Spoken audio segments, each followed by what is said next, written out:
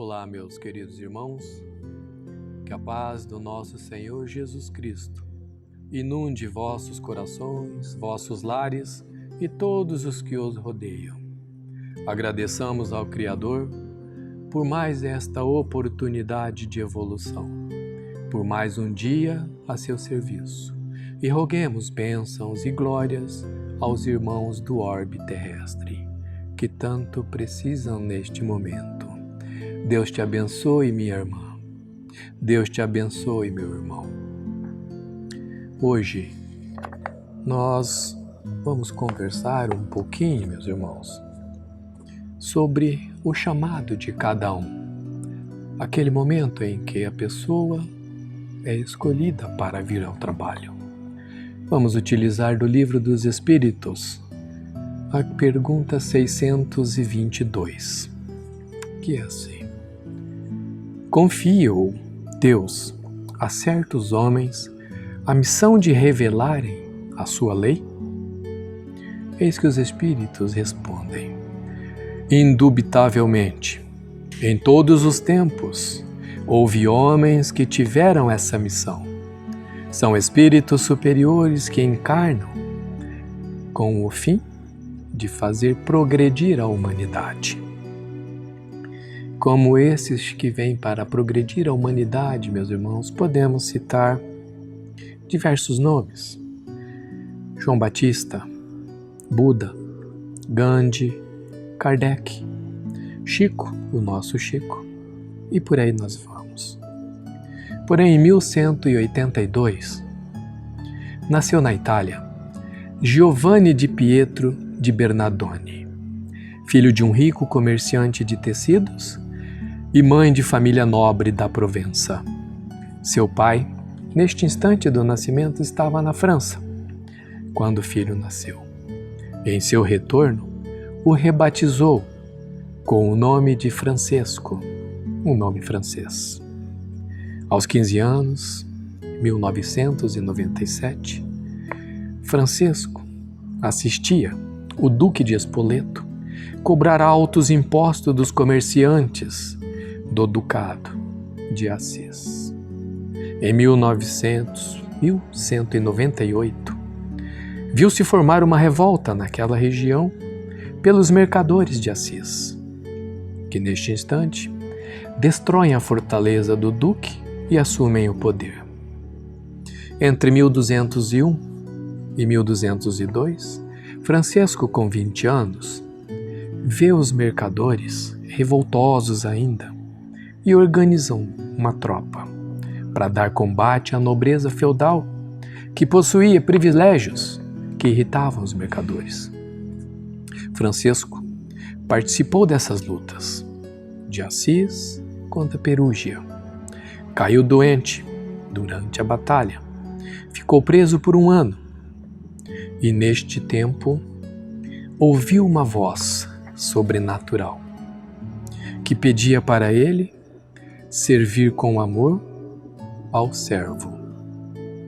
Em 1203, com 21 anos, Francesco retorna à sua cidade e se entrega a uma vida de festas e torneios. Mas logo se mostra insatisfeito com tudo isso e resolve mudar a vida e resolve ser cavaleiro. Para alcançar este posto de cavaleiro, começa como escudeiro de um nobre e parte para a missão. Durante o percurso, ao encontrar mendigos pelo caminho, vai se desfazendo dos seus objetos, dos seus pertences e distribui a esses mendigos.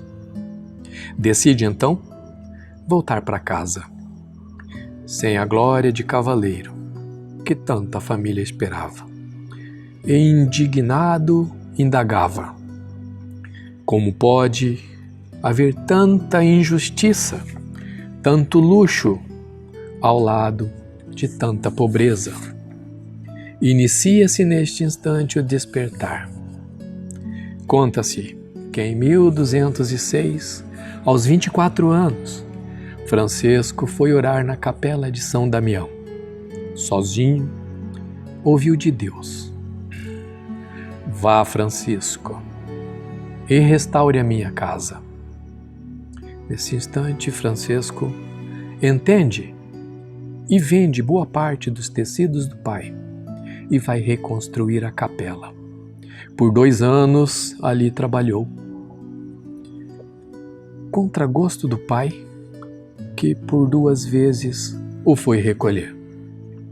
Em 1208, Francisco, aos 26 anos, compreende agora a mensagem que é restaurar a Igreja como instituição de Deus. Faz voto de pobreza e inicia o cumprimento das Sagradas Escrituras e passa a viver voltado apenas para o Espírito. Seus sermões eram cada vez mais frequentados. Sua fama vai se espalhando e aos poucos já tinha seguidores dispostos a formar uma nova ordem religiosa.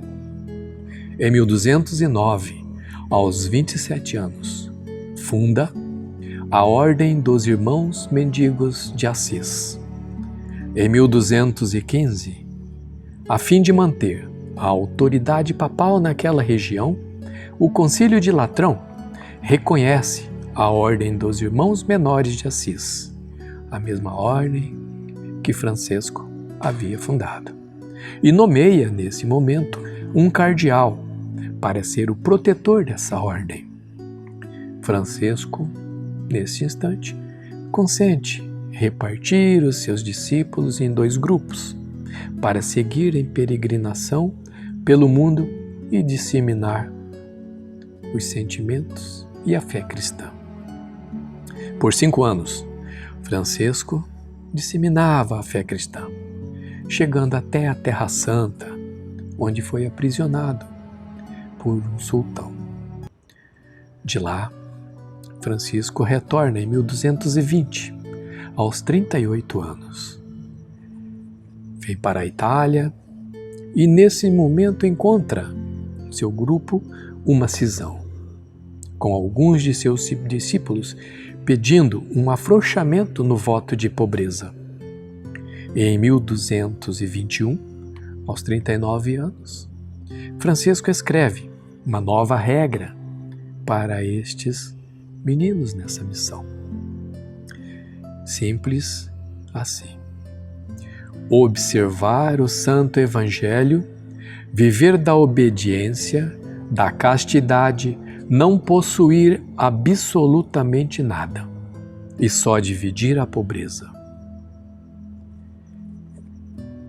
Com ela, fora na Roma, em 1223, apresentá-la ao Sumo Pontífice. Lá, porém, relutavam em aprovar a nova comunidade. Eles achavam que o ideal de Francisco era muito rígido a respeito da pobreza. Por fim, um cardeal que lá estava afirmou: não podemos proibir que vivam como Cristo mandou no Evangelho. Então, a Ordem de Francisco recebeu a aprovação e retornaram para Assis, vivendo na pobreza, em oração, em santa alegria e grande fraternidade, junto à Igreja da Porciúncula, ou Santa Maria dos Anjos. Porém, perderam muito dos traços que os distinguiam. Em 1224, aos 42 anos, decepcionado e doente, Francisco é obrigado a moderar as suas atividades. Nesse momento, renuncia à direção efetiva da Irmandade que criara e, em companhia dos discípulos, parte em direção à floresta para viver em contato com a natureza. Conta-se que lá na floresta, em sua presença, os peixes saltavam da água, os pássaros pousavam em seus ombros. Certo dia, orando, no alto de um rochedo, desceu do céu um serafim de asas resplandecentes, trazendo nos braços uma cruz.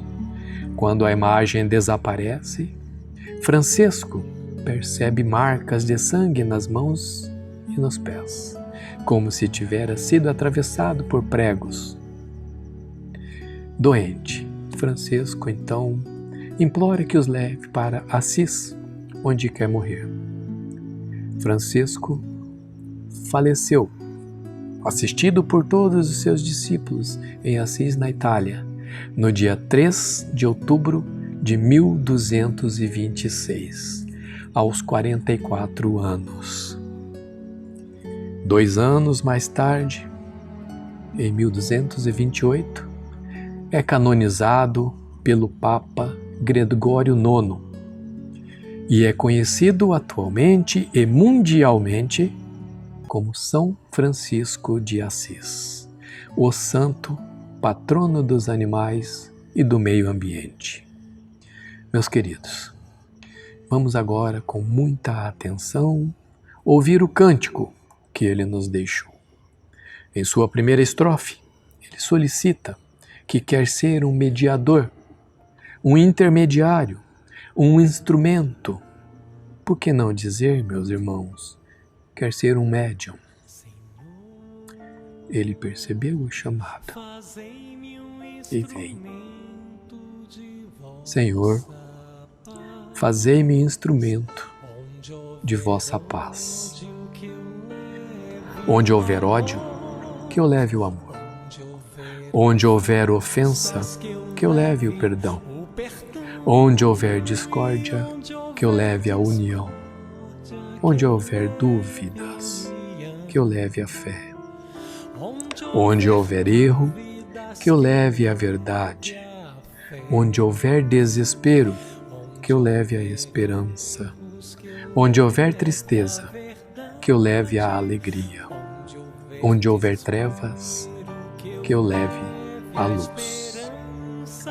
Francisco, neste momento, deseja ser um intermediário de Deus aqui na Terra. Nessa segunda parte, na estrofe, despojado de todos os vícios, parte para a ação, aquilo que nós médiuns devemos fazer o tempo todo, agir. Ele diz: ó Mestre, fazei com que eu procure mais consolar que ser consolado, compreender que ser compreendido, amar que ser amado. É a mais pura caridade, meus irmãos, nós vemos neste momento. Francisco se comprometendo com Deus em fazer o amor crescer no mundo. E finalmente, em sua terceira parte, Francisco nos traz a lei da causa e efeito. Pois é dando que se recebe, é perdoando que se é perdoado, e é morrendo que se vive para a vida eterna. Nós vemos aqui que devemos deixar para trás. Devemos perdoar a todos os que nos ofenderam, a todos os que nos magoaram. Essa afirmação final é morrendo que se vive para a vida eterna. É preciso que o homem velho, eivado de paixões, morra, para que renasça um novo homem, aquele que se referia o apóstolo Paulo. Um ser especial que tenha o Evangelho como seu guia, seu alento e sua felicidade. É assim que nasceremos para a vida eterna. É assim que nos livraremos das reencarnações expiatórias, habilitando-nos aos planos mais altos, evoluídos que há no infinito. Há vida em plenitude, sem acesso para a morte. Despedimos-nos neste momento, meus irmãos, agradecendo a sua atenção, agradecendo os espíritos superiores que nos orientaram nesta missão. Que Deus os abençoe, meus irmãos, e esteja sempre aos seus lados. Que assim seja. Que se recebe é perdoar.